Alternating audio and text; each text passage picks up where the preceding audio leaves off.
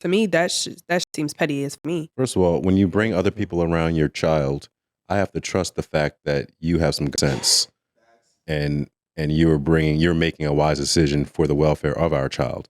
I don't get to tell you who you can and can't bring around my child. I can't. I'll never have that power. You know how many times that we've heard over and over and over again, and I hate to say it, and I think about this, because I have a daughter.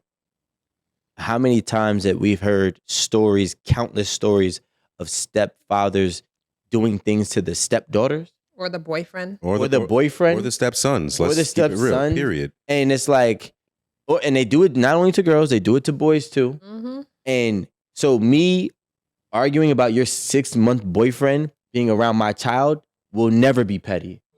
Because guess what? And I had this conversation. Don't be adding shit. Why you gotta add to it? I had this conversation with my girl too. Like, no offense, like she left.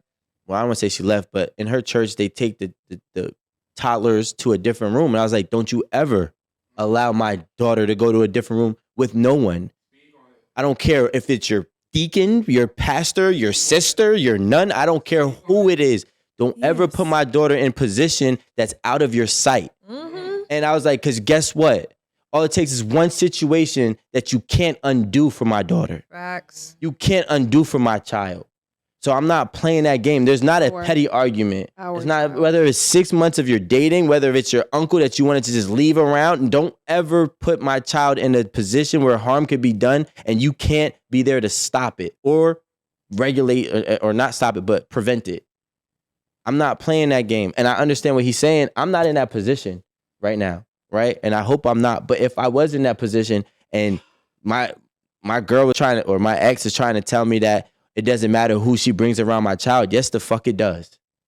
That's a losing argument because there's nothing you can do about it. I think that's what creates the resentment and the conflict. The resentment was there before because obviously if you guys have a child together and you're not together, there was already some type of resentment that kept y'all apart.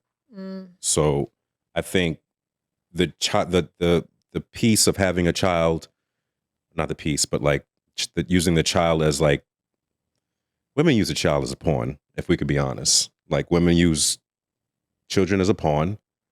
It's fucking terrible. And it should stop.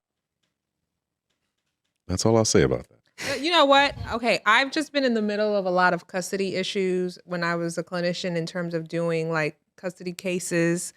Both people will often use the kids and they'll spend hundreds and hundreds of thousands of dollars going back and forth in terms of custody and getting like the psychologist and everybody involved to be like, I'm the better parent. I'm the better parent. This is da-da-da-da. Both people will often, depending socioeconomically, use the kids as a pawn. I don't agree. Just the women. I don't agree. Well, I mean, if you say like, has it happened on both sides? Yes, but we're talking about... That's what I've seen in terms of the work that I've done. I don't think a man can I don't think a man's in a position to use their child as a pawn. I think at that point he's fighting for his rights. So he doesn't have, there's no power in making the child a pawn. No, you just want what's yours and what you're entitled to. So it's not like I own something or like I have 100% custody where I can say now I'm taking that back. I'm literally fighting to have my custody.